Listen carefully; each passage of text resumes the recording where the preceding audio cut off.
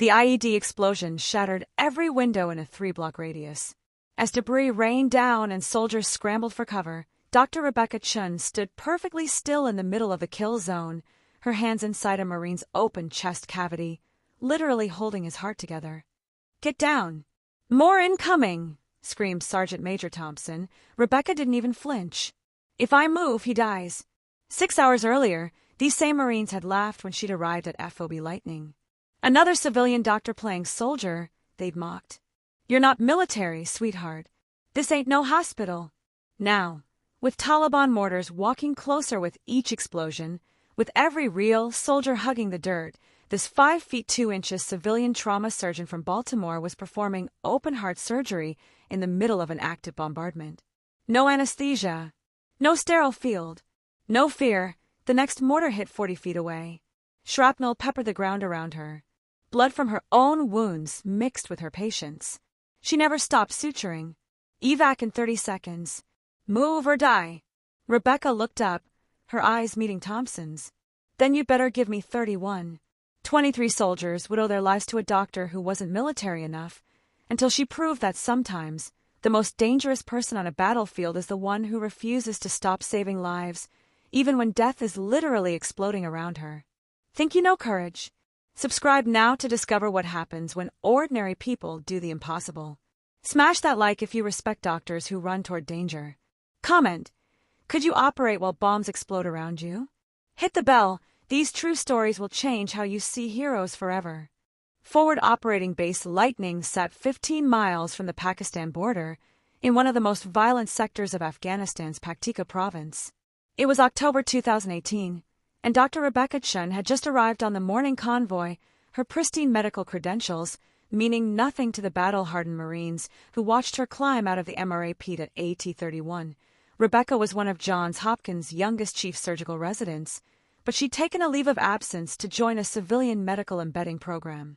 She'd operated in Baltimore's toughest trauma centers, but she wanted to serve where medicine mattered most, where the golden hour was measured in heartbeats, not helicopter flights. Well, Lance Corporal Martinez whistled. "Looks like they sent us a tourist." Rebecca stood 5'2" in boots, her medical equipment weighing almost as much as she did. Her clean uniform and unmarked helmet screamed newcomer to everyone watching. "I'm Dr. Chun," she announced to the group of Marines gathered near the medical facility. "I'll be your new trauma surgeon." "You're not military," Sergeant Davis said flatly, looking her up and down. "This ain't Johns Hopkins, document. When the shit hits the fan, you're gonna freeze up like the last civilian they sent us." "What happened to them?" Rebecca asked. "Locked himself in the latrine during our last TIC. Martinez laughed. "Troops in contact," he added mockingly, seeing her confusion. "That means firefight, Professor." The Marines exchanged amused glances. Another soft civilian who'd wash out within a week. Master Sergeant Williams, the senior medical officer, approached with barely concealed irritation. "Dr. Chen, you'll be working second shift in the aid station. We handle the combat trauma. You can take the routine cases, heat exhaustion, minor injuries." "Clear." "I'm a level 1 trauma surgeon," Rebecca protested. You've handled gang shootings and car accidents," Williams interrupted. "This is combat. You're not military. You don't understand tactical medicine. Stay in your lane." Rebecca bit back her response. She'd learned long ago that respect in medicine wasn't given. It was earned in blood. Her first week confirmed the Marines' assumptions. They kept her away from serious trauma, relegating her to treating minor infections and twisted ankles. During the daily indirect fire attacks, mortars and rockets the Taliban lobbed at the base, she was ordered to the bunker while the real medical team stayed ready. "It's for your own safety," Colonel Harrison, the base commander, explained when she complained. "You're not trained for combat conditions. Let my corpsmen handle the rough stuff." Rebecca spent her nights studying the base layout, memorizing every medical supply location, every possible triage point. She knew her moment would come. In places like this, it always did. It came at 0630 on her 8th day. The first explosion woke the entire base. Not in direct fire. This was danger close, inside the wire. The Taliban had infiltrated during the night, placing IEDs along the patrol route, just outside the base entrance. Mass Cass! Mass Cass! The radio erupted. Patrol hit. Multiple casualties. We're still in contact. Rebecca ran toward the gate, where she could see the devastation. A patrol of 15 Marines had walked into a complex ambush, IEDs followed by machine gun fire from concealed positions. Bodies were scattered across the road. Get to the bunker! Williams shouted at her, already running toward the casualties with his corpsmen. Rebecca ignored him, sprinting toward the nearest wounded Marine. Private First Class Jackson was lying in a crater, his right leg gone below the knee, femoral arteries spurting blood with each heartbeat. Tourniquet! She yelled, dropping to her knees as bullets cracked overhead.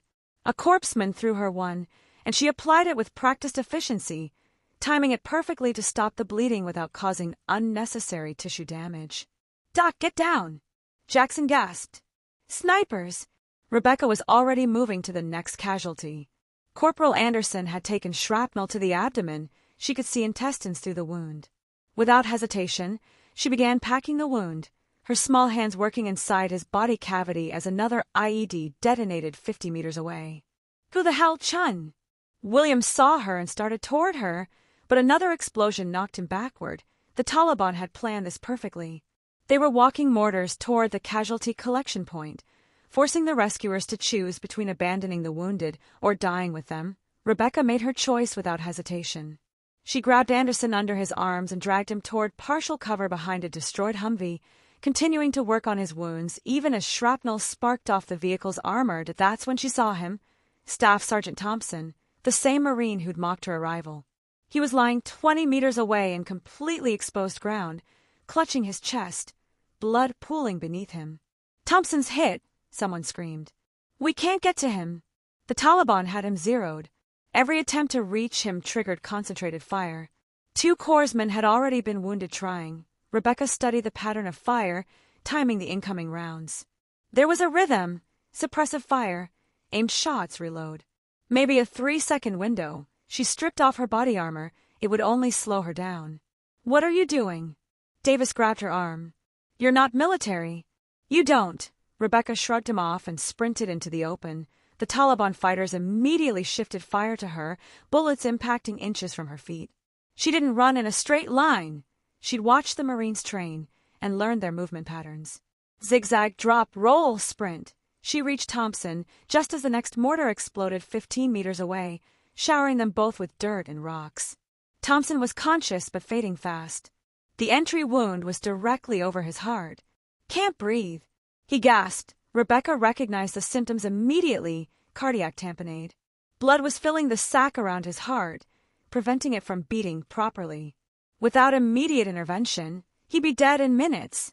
She had no surgical suite, no equipment except her basic trauma kit. But she'd done this before, in a Baltimore ER when the power went out during a storm. This is going to hurt, she told Thompson, pulling out a large-bore needle. She felt for the 5th intercostal space, found the landmark, and drove the needle through his chest wall into the pericardium. Blood immediately sprayed out, releasing the pressure. Thompson gasped, his breathing improving instantly, but the needle was just a temporary fix. He needed surgery. Now. We need to move him. Rebecca shouted. Negative. Williams called back. Wait for the QRF to suppress. Another mortar, closer this time. They were bracketing the position, walking the explosions directly toward them. Rebecca looked at Thompson's wound. The bleeding was increasing. The needle decompression had bought time, but not much. She made a decision that would either save his life or kill them both. I'm operating here, she announced, opening her surgical kit. Are you insane? Davis crawled over. We're in the middle of. In about 3 minutes, he'll be in the middle of being dead, Rebecca snapped. Hold this. She handed Davis a flashlight, then did something that would be talked about in military medical circles for years to come. She performed a field thoracotomy in an active blast zone. The next mortar hit close enough that the concussion knocked Davis backward, but Rebecca's hands never wavered. She'd made a 6-inch incision between Thompson's ribs, spreading them with her fingers since she had no rib spreaders. Blood immediately welled up, obscuring her view. I need suction, she called out. We don't have. William started. Then get me a turkey baster, a straw, anything. Rebecca used gauze to absorb what she could, working by feel as much as sight. Her fingers found the source of bleeding, a laceration in the right ventricle, probably from a rib fragment. Another explosion. Shrapnel whistled overhead. Someone screamed. Rebecca didn't look up. Martinez. Get over here, she ordered. The lance corporal who'd called her a tourist crawled over, his face pale. When I tell you, squeeze this bag, she handed him in forebag. It'll push fluid directly into his heart. Too fast and you'll kill him. Too slow and he'll bleed out. I'm not a medic. I don't. You are now. Davis, angle that light. Williams, I need all your O-negative blood. All of it. She was suturing the ventricle with one hand while using the other to manually compress Thompson's heart, literally squeezing it to maintain circulation. The Taliban sniper took another shot, the bullet sparking off the Humvee inches from her head. She didn't even flinch. How are you doing this? Davis asked, mesmerized as she worked. Baltimore, Rebecca replied tersely. Gang war. Had to operate in a parking lot once while two gangs shot at each other. This is actually quieter. She finished the ventricular repair, just as another Marine was dragged over, Sergeant Lewis, abdominal wound, severe hemorrhaging. Without stopping her work on Thompson, Rebecca talked Williams through an emergency procedure. Pack the liver laceration, clamp the hepatic artery. No, your other left there. Hold pressure for 90 seconds, then release slowly. Chun, we've got another critical, someone shouted. Lance Corporal Kim. Shot through the neck, arterial bleeding. Rebecca looked up briefly. Davis, take over chest compressions on Thompson. Gentle, like you're holding a bird. Martinez, maintain that foreflow. She crawled to Kim, her hand still bloody from Thompson's surgery. The carotid artery was partially severed. In a hospital, this would require vascular surgery, specialized tools, a team. Here, she had silk sutures and determination. She pinched the artery above and below the tear, instructing a terrified private to maintain the pressure while she sutured. The Taliban mortars were getting closer. She could hear the launch, count the seconds, feel the impact. They had maybe 2 minutes before a direct hit. Everyone down! Someone screamed as they heard the whistle of an incoming large-caliber mortar. Everyone hit the dirt. Everyone except Rebecca. The explosion was massive, close enough that the concussion ruptured her left eardrum. Shrapnel tore through her shoulder and leg. She stayed upright, still suturing, blood now running down her own arm. Doc, you're hit. Kim tried to move. Don't you dare move that neck, Rebecca ordered, her voice steady despite the pain. Almost there. She tied off the last suture as her vision started to gray at the edges. Blood loss. Hers, not his. She'd saved Kim's carotid, but her own brachial artery was damaged. Medic! Davis shouted, then caught himself. Wait, you're the... Rebecca had already grabbed gauze, packing her own wound one-handed while checking Thompson's heart rhythm with the other. Just a flesh wound, she lied, fighting to stay conscious that that's when the worst-case scenario materialized. Through the smoke and dust, Taliban fighters were advancing on foot, trying to overrun the casualty collection point. The Marines who could still fight opened fire, but there were too many wounded, too few defenders. Colonel Harrison's voice crackled over the radio. All units fall back to secondary positions. Abandon the CCP. We can't move them, Williams protested. Thompson's chest is still open. Lewis needs 30 seconds until danger close artillery. Move! Rebecca looked around. 7 Marines, 2 critically wounded to move. The corpsmen were already dragging the walking wounded to safety. She could save herself, fall back with the others. Instead, she ripped off her tourniquet and ran to the abandoned aid station, returning with an emergency surgical pack. If they couldn't move the patients, she turned this kill zone into an operating room. Chun, get out of there! Harrison commanded. That's an order! I'm not military, remember? Rebecca shot back, returning to Thompson. Your orders don't apply to civilians.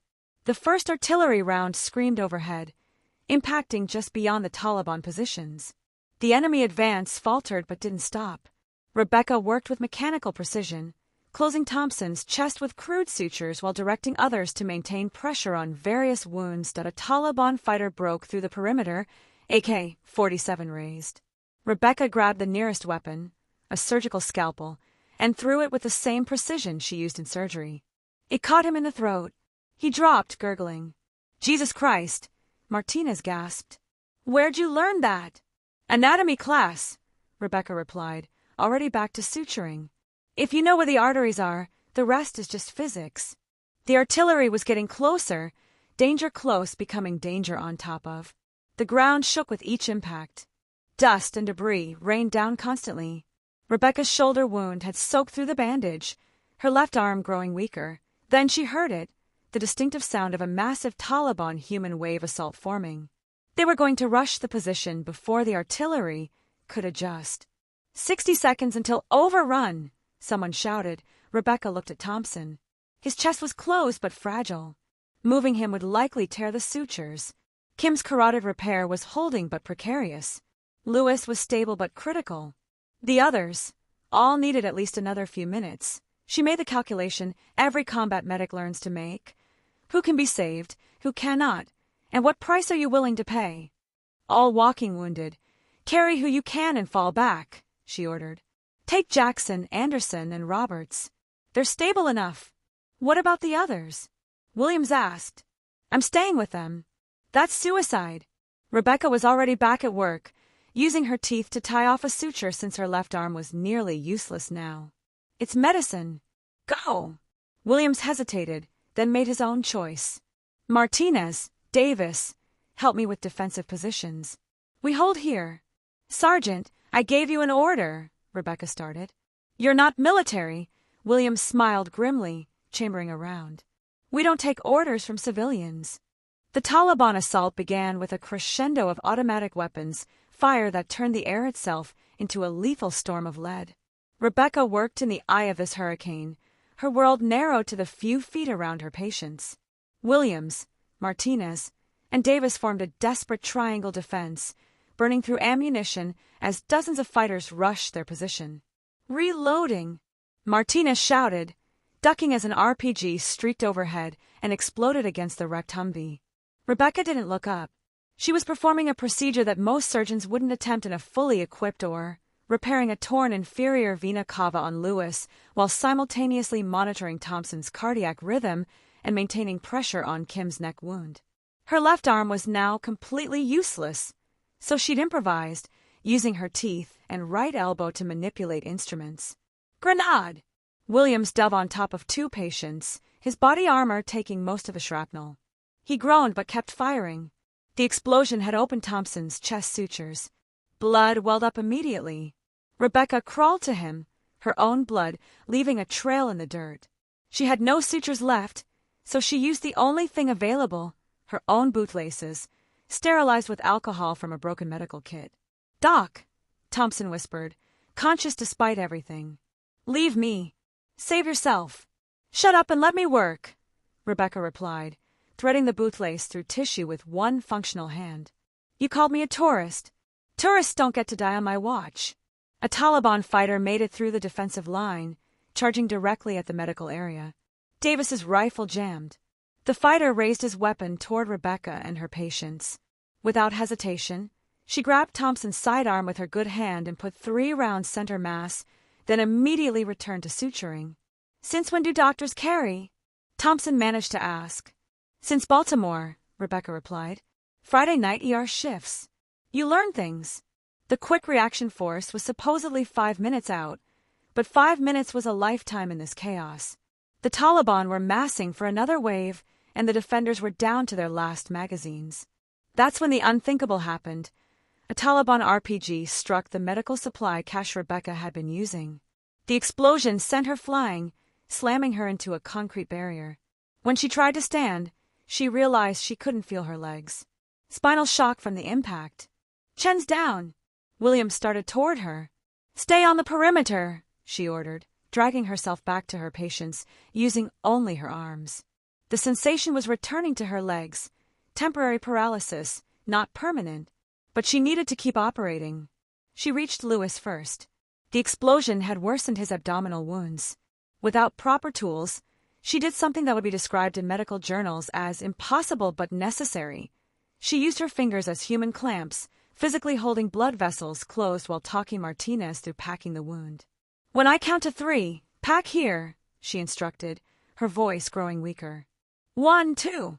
She passed out for a second, maybe 2. When her vision cleared, Martinez was screaming at her. Doc! Doc! Stay with us! Rebecca forced herself to focus. For minutes until QRF. 3 patients still critical. 2 functional limbs. 1 chance. She developed a system. Drag herself to Thompson, check his heart, adjust the improvised sutures. Crawl to Kim, maintain carotid pressure. Pull herself to Lewis, ensure the packing held. Repeat, all while bullets impacted around her, while explosions shook the ground, while her own wounds bled freely. QRF is 2 mics out, someone shouted. That's when she saw it. Thompson was going into cardiac arrest. The makeshift sutures had held, but the stress and blood loss were too much. His heart was giving up. Rebecca dragged herself over, positioning herself above him. With her one good arm, she began chest compressions. But one-arm CPR is largely ineffective. She needed more force. In a moment of desperate innovation, she positioned her body weight over her arm, using gravity and her entire body mass to compress. Up, down, up, down. Each compression sent spikes of agony through her damaged shoulder, but Thompson's heart responded. Come on, Marine, she gasped. You laughed at me, called me tourist. You don't get to die and avoid my I told you so. The Apache helicopters arrived like avenging angels, their 30mm cannons devastating the Taliban positions. The QRF Marines fast roped down, immediately establishing a secure perimeter. But Rebecca didn't stop compressions. She'd maintained them for 3 minutes straight, her vision tunneling, her strength failing. We've got him! A QRF medic tried to take over. Not yet! Rebecca gasped. Feel for a rhythm. The medic checked. He's got a pulse. How did you? Rebecca finally collapsed, her body simply unable to continue. As the new medical team swarmed her patients, she heard someone say, Jesus Christ, the civilian did all this? Look at Thompson's chest. Are those bootlaces? Lieutenant Colonel Morrison, the QRF commander, knelt beside Rebecca as medics worked on her wounds. Dr. Chen, I'm putting you in for a Medal of Valor. What you did here? Not military. Rebecca mumbled, fading in and out of consciousness. Can't give medals to tourists. After today, Morrison said firmly, you're more military than most people who wear the uniform. The evacuation was a blur. Rebecca passed out as they loaded her onto the Black Hawk, but not before ensuring each of her patients was stable. She'd later learned that all 7 Marines she'd stayed behind for survived. Thompson would require multiple surgeries, but would walk again. Kim would keep full function despite his carotid injury. Lewis would return to duty within a year. Rebecca woke up 3 days later in Landstuhl Medical Center in Germany. Her left arm was immobilized, her shoulder reconstructed, 17 different wounds dressed. Colonel Harrison was sitting beside her bed. Doctor, he said formally, then his composure cracked. Rebecca, what you did was the most insanely brave and stupid thing I've ever witnessed. Did they all make it? She asked immediately. Every single one. Thompson's already asking when he can thank you properly. Apparently, he owes you an apology about the tourist comment. Over the next weeks, the story spread throughout the military medical community and beyond. Civilian surgeon operates under fire, saves 7 Marines, made international headlines. The video from helmet cameras showed Rebecca performing surgery while explosions detonated around her, while bullets sparked off nearby surfaces, while she herself bled from multiple wounds. The Marine Corps Times called it the most extraordinary display of battlefield medicine since World War II. The American College of Surgeons said it was medically impossible but historically documented. But the most meaningful recognition came from the Marines of FOB Lightning. When Rebecca was well enough to attend, they held a ceremony. Every Marine she'd saved was there, along with dozens of others. They created a special unit patch, a scalpel crossed with a rifle, surrounded by the words, "Not military, still deadly." Thompson spoke first, standing with a cane but standing nonetheless. I said you weren't military. I was right. You're something more. Military follows orders, protocols, rules of engagement. You followed something higher, the absolute refusal to let Marines die on your watch. You didn't just save our bodies, document. You saved our families from folded flags. You saved our brothers from survivor's guilt. You saved our futures. Williams presented her with a K-bar knife, traditionally given only to Marines who've proven themselves in combat. You threw a scalpel and killed a Taliban fighter while performing surgery. That's the most Marine thing any non-Marine has ever done. You've earned this. Rebecca tried to maintain composure but failed when little Kim's 5-year-old daughter ran up and hugged her legs.